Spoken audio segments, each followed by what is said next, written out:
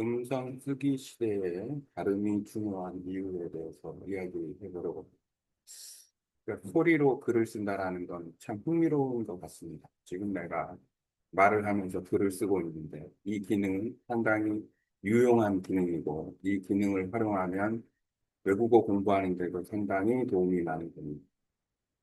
이렇게 많이 하다 보니까 한국어 발음도 많이 좋아진 것 같은데 발음에 대해서 이야기를 좀 해보려고 합니다. 내가 지금 한국어, 영어, 베트남어로 이렇게 순차적으로 하나의 주제를 가지고 조금은 다르게 이야기를 하고 있는데 한국어는 비교적 발음이 잘 됩니다. 하지만 모국어인 한국어라 하더라도 발음이 그렇게 썩 잘 되지는 않는 부분도 있어요. 예를 들어서 교환을 작성하기 위해서 나는 어떤 노력을 해야 되는가라고 말을 했을 때 교안을 작성하기 위해서 어떤 노력을, 교안을 작성하기 위해서 어떤 노력을, 교안을 작성하기 위해서 교안 이렇게 발음할 때 교안 이렇게 발음하면 교안이 되지만 교안 이렇게 발음하면 교환이 되는 이 상황이 참 답답합니다. 하지만 컴퓨터가 그렇게 알아들어요. 그러니까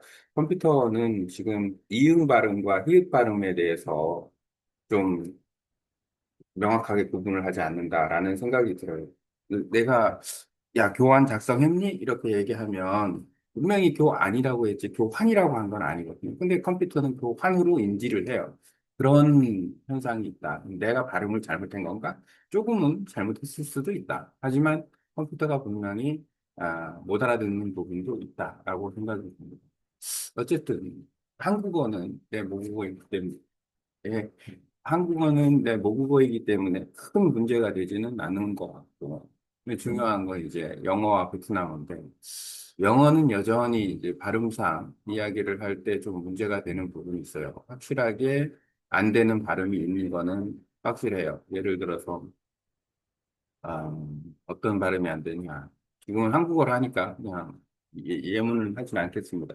일단 중요한 부분은 발음이 안 된다는 거. 발음에 대한 부분을 조금 더 어, 중요하게 생각해야 된다는 거. 베트남어는 더 안 된다라는 거. 베트남어는 발음이 더 안 돼. 뭐 여러 개의 이유가 있겠죠. 그렇게 해서 그 안 되는 이유 때문에 한국어와 베트남어의 차이점에 대해서도 조금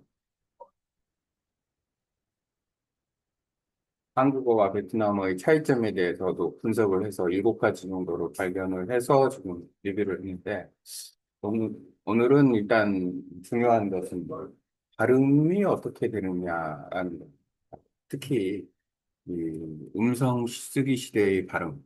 그러면은 음성을 쓴다라는 거는 뭐냐면 뭔가 휴대폰이나 아니면은 노트북, 뭐 컴퓨터를 이용해서 소리를 문자로 인지할 수 있게 하는. 또는 음성 녹음한 내용을 영상 녹음한, 음성이나 영상을 녹음한 내용을 업로드해서 그걸 문자로 바꾸면 결국에는 음성 쓰기가 되고, 그게 만약에 그 음성 쓰기에 뭐 지금도 그렇지만은, 뭐 구두점이 없거나 이런 경우에는 그걸 AI를 활용해서 근데 다시 정리하는 과정을 거치게 되면 굳이 내가 교정 교육을 보지 않아도 이 음성 쓰기는 훌륭한 도구가 될 수 있다라는 거죠. 그래서 발음만 잘하면 외국어를 할 때도 충분히 내가 쓰기를 음성으로도 할 수 있다. 영어가 그렇고, 지금 내가 베트남어 뉴스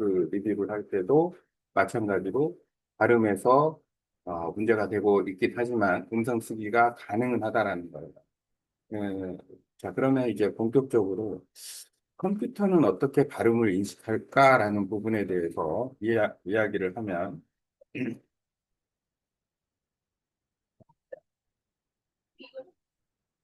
발음을 어떻게 해야 되는가? 일단 중요한 것은 발음을 잘하기 위해서 스탠다드한 파닉스 같은 부분이 과연 하면 좋은데, 파닉스를 하면 좋은데, 쉬운 얘기는 아니죠. 엄청난 트레이닝을 해야 되니까. 예를 들어서, 뭐, 아나운서가 되고 싶다.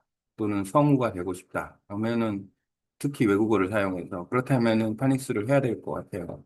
하지만 그냥 일반적인 언어 능력을 가진 보통 사람이 꼭 파닉스를 해야 되느냐? 일부는 해야 될 필요는 있을 것 같아요. 일부. 하지만 그 파닉스에 몰입하는 것 자체는 글쎄요, 재미가 없을 것 같고 노력이 좀 필요할 것 같고 그렇습니다. 물론 도전은 해야 되는데 하면 좋다. 하지만 그게 다는 아닌 것 같다라는 생각이 들어요. 왜 그런 생각이 드냐면 보통 우리가 모국어를 사용하는 사람들 입장에서 음성 쓰기, 특히 이제 그거를 어떻게 알 수 있냐면 자막을 보면 알 수 있어요. 음성 쓰기라는 거는 곧 내 음성이 글로 인식이 된다라는 거니까 보통 영상을 만든 자막을 보면 예를 들어서 뭐 한국어를 말하는 한국 사람들의 그 다양한 목소리 패턴, 뭐 영어를 말하는 사람의 다양한 목소리 패턴, 그다음 베트남어를 말하는 사람의 다양한 베트남어 패턴을 말하는 패턴을 이 컴퓨터가 알고 있다라는 거예요. 그러니까 결국에는 발음은 패턴의 문제인 거지. 하나하나의 발음을 어떻게 내가 잘 하면 좋은데, 그거의 문제가 아닐 수도 있다라는 거예요. 그러니까, 보편적으로 말하는 사람들이 서로 이해할 정도의 패턴을 내가 어떻게 잘 얘기하면 발음이 잘 나온다라는 거고, 그 발음을 어떻게 활용하느냐, 이게 관건인 거죠. 충분히 발음을 활용을 할 수 있는 거는 패턴, 예, 예, 예. 아, 예, 예, 예. 그 패턴을 활용을 해서 말을 정확하게 서로가 이해할 수 있을 정도. 그러면 어떻게 하면 그 패턴을 발견할 수 있느냐라는 거는 상용화된 표현들을 자주 쓰면 되는 거다라고 생각이 돼요. 상용화된 표현이 뭐냐면, 상용화된 단어, 구, 문장을 반복하는 거예요. 계속해서. 어떤 식으로든지 반복을 해가지고 그게 그 모국어를 사용하는 사람처럼 비슷하게 따라가고 속도도 따라가고 말하는 패턴도 따라가고 그러면서 발음의 디테일을 좀 잡아가고 이렇게 하면은 발음을 잡아낼 수 있다. 그 컴퓨터가 인지할 수 있는 발음을 조금 더 잡아낼 수 있다. 이 부분에 대해서 조금 더 훈련하고 하는 방법을 찾으면 좋을 것 같은데 예를 들어서 이렇게 하면 될 것 같아요. 한 1분 정도 말하고 그 1분 정도 말한 내용을 분석을 좀 하는 거죠. 분석을 하면 분석한 내용을 가지고서 이제 발음의 어떤 문제점을 찾아낼 수 있는 분석한 내용을 가지고서 발음의 문제점을 찾아낼 수 있는 거. 이 훈련을 내가 한국어로 한번 해보면 어떨까라는 생각이 들어요. 1분 이야기하고 1분 동안 나타난 발음에 대해서 분석해주고 이 과정을 이제 음, 한번 그 음성을 활용해 가지고 하게 되면 이것도 하나의 좋은 발음 트레이닝, 말하기 패턴 트레이닝으로 접근해서 충분히 어떤 학습 방법이 되지 않을까라고 생각이 듭니다. 아,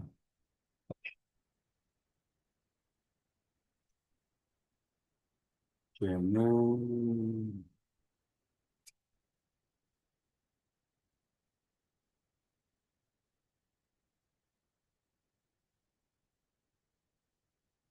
컴퓨터에서 인터넷으로 음성 쓰기 하는 방법, 소리로 글쓰기를 하는 방법과 AI를 활용해서 음성 쓰기를 더 효과적으로 하는 방법, 그리고 음성 쓰기를 통해서 발음을 개선하는 방법 중에서 어, 모국어를 사용하는 사람이 말하는 패턴을 자주 사용하는 단어와 문장으로 말하는 것을 아래 내용을 포함해서 이야기해줘. 그래서 발음을 어떻게 하면 개선할지 1분 정도 음성을 듣고 분석해서 발음을 개선하는 방법까지 다 포함해서 잘 설명해 주세요. 이 내용을 블로그 글로 상세하게 작성해 주면 좋아요.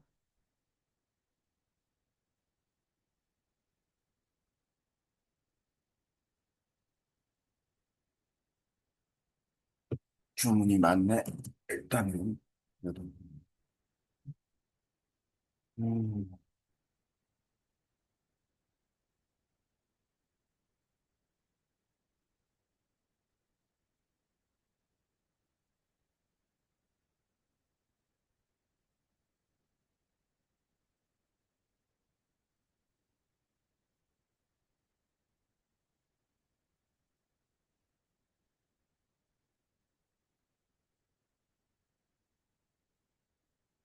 아주 많은 양의 데이터를 이야기를 해주는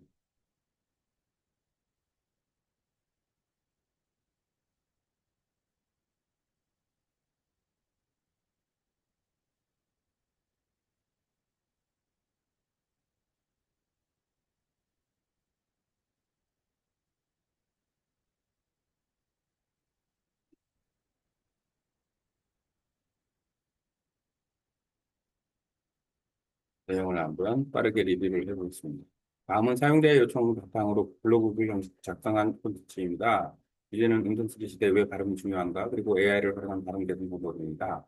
모국어 사용자 처럼 말하는 법, 자주 쓰는 패턴 활용법, 실전 발음 훈련까지 모두 포함해 구성했습니다. 음성 쓰기 시대에 왜 발음이 중요한가? AI와 함께하는 소리 기반 글쓰기와 발음 교정법.